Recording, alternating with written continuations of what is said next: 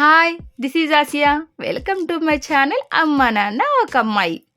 ఈరోజు నేను మీతో చిన్న పిల్లలకి ఎంతో ఆరోగ్యాన్ని ఇచ్చే ఉగ్గుని రుచికరంగా ఎలా తయారు చేసుకోవాలో చూపించబోతున్నానండి. యాక్చువల్లీ ఈ మధ్య కాలంలో చాలామంది డాక్టర్స్ కూడా జెన్యూన్గా చిన్న పిల్లలకి కేవలం ఇంట్లో తయారు చేసిన ఉగ్గునే తినిపించమని మనకి సలహా కూడా ఇస్తున్నారు.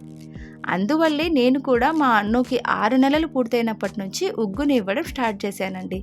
నేను కూడా ఇంట్లో తయారు చేసిన ఉగ్గుని మా అన్నకి ఇవ్వడం జరుగుతుంది. ఇక్కడ చూడండి, నేను 1 గ్లాసు బియ్యంతో ఉగ్గుని ఎలా తయారు చేయాలో మీకు చూపిస్తున్నాను. ఇక్కడ నేను 1 గ్లాసు బియ్యాన్ని తీసుకున్నానండి. దానికి అర గ్లాసు వరకు మనం పెసరపప్పు తీసుకోవడం జరుగుతుంది. పెసరపప్పు ఆరోగ్యానికి చాలా మంచిదండి. చిన్నపిల్లలకి ఇది ఈజీగా డైజెస్ట్ అవుతుంది. దానితో పాటు మనం ఒక 2 స్పూన్లు కందిపప్పును కూడా తీసుకోవాలండి. అదేవిధంగా దానితో పాటు ఒక 2 స్పూన్లు మనం శనగపప్పును కూడా తీసుకోవడం జరుగుతుందండి. దానితో పాటు ఒక 2 స్పూన్లు మనము మినుములు తీసుకోవాలండి. అదేవిధంగా ఒక 2 స్పూన్లు మనము పెసలు యూస్ చేస్తున్నామండి ఇక్కడ. వీటితో పాటు నేను ఇక్కడ ఒక 50 గ్రాముల వరకు మఖానాను కూడా తీసుకోవడం జరిగిందండి. అలాగే ఒక 15 వరకు బాదము, ఒక 10 జీడిపప్పును కూడా తీసుకోవడం జరిగిందండి. నేను ఎక్కువగా పప్పు దినుసులు మాత్రం యూజ్ చేయడం లేదండి. చాలా తక్కువ మోతాదులో వీటన్నిటిని యూజ్ చేస్తున్నాను. కేవలం పెసరపప్పును మాత్రమే నేను ఎక్కువ మోతాదులో తీసుకున్నానండి. ఎందుకంటే అది చాలా ఈజీగా డైజెస్ట్ అవుతుంది. మిగతావన్నీ ఎక్కువగా యూజ్ చేయడం వల్ల పిల్లలకి గ్యాస్ ఫామ్ అయ్యే అవకాశం ఎక్కువగా ఉందండి. అందుకని నేను కేవలం పెసరపప్పును మాత్రమే ఎక్కువగా యూజ్ చేస్తాను. మిగతావన్నీ చాలా తక్కువ మోతాదులో యూజ్ చేస్తానండి.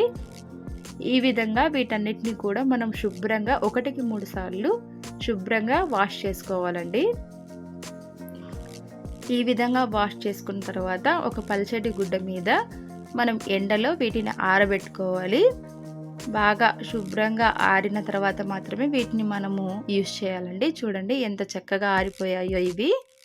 ఈ విధంగా ఆరిన తర్వాత వీటన్నిటిని ఒక కడాయిలో వేసుకొని దోరగా వేయించుకోవాలండి.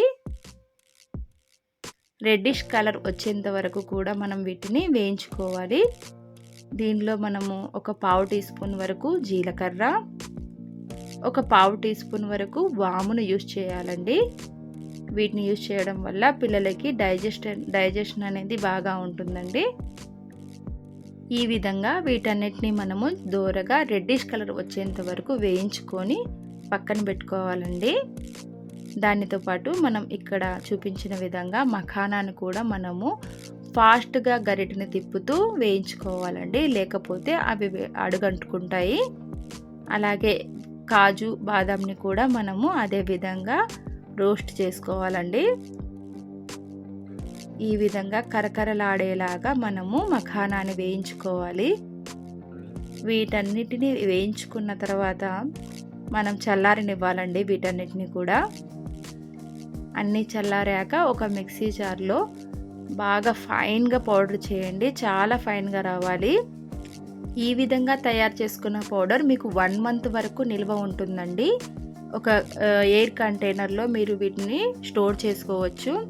ఇక్కడ చూడండి, నేను 2 స్పూన్ల వరకు నేను ఈ పౌడర్ని తీసుకొని ఉగ్గు తయారు చేస్తున్నానండి. నేను ముందుగానే వీటిని డ్రై రోస్ట్ చేసుకుంటాను. ఆ తర్వాత నేను వాటర్ వేస్తున్నానండి.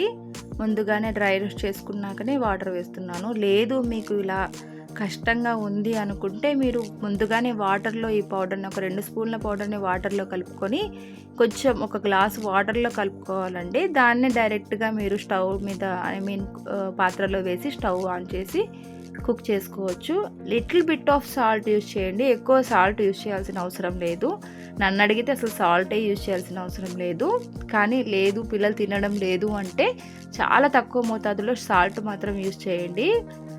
1 ఇయర్ వరకు కూడా మనకు సాల్ట్ అవసరం లేదండి. యాక్చువల్లీ చిన్నపిల్లలకి ఏ టేస్ట్ అయినా సరే మనం ఇంట్రొడ్యూస్ చేస్తేనే వాళ్ళకి తెలుస్తుందండి. అందువల్లే వాళ్ళు సాల్ట్ లేకపోయినా కూడా మనం వాళ్ళకి ఇంట్రొడ్యూస్ చేయకపోతే వాళ్ళు సాల్ట్ లేకపోయినా కూడా ఈజీగా తింటారు. నేను కూడా మా అన్నుకి 8 మంత్స్ కంప్లీట్ అయిన తర్వాత మాత్రమే సాల్ట్ అనేది ఇంట్రొడ్యూస్ చేశానండి. అది కూడా చాలా తక్కువ మోతాదులో లిటిల్ బిట్ ఆఫ్ ఒక పించ్ ఆఫ్ సాల్ట్ అంతే. షుగర్ అయితే అసలు 0 అండి. షుగర్ అస్సలు యూజ్ చేయను. నా సజెషన్ ఏంటి అంటే మీరు కూడా షుగర్, సాల్ట్ ఎంత వీలైనంత వరకు స్కిప్ చేస్తేనే మంచిదండి. ఈ వీడియోలో నేను తయారు చేసిన ఉగ్గుని 8 నెలలు పూర్తి చేసుకున్న పిల్లలకి మాత్రమే ఇవ్వండి. బిలో 8 మంత్స్ ఉగ్గుని ఎలా తయారు చేయాలో నేను మీకు నెక్స్ట్ వీడియోలో చూపిస్తానండి. ఈ వీడియో కనుక మీకు నచ్చితే దయచేసి లైక్ చేయండి, షేర్ చేయండి, సబ్స్క్రైబ్ చేయండి ప్లీజ్. Thank you.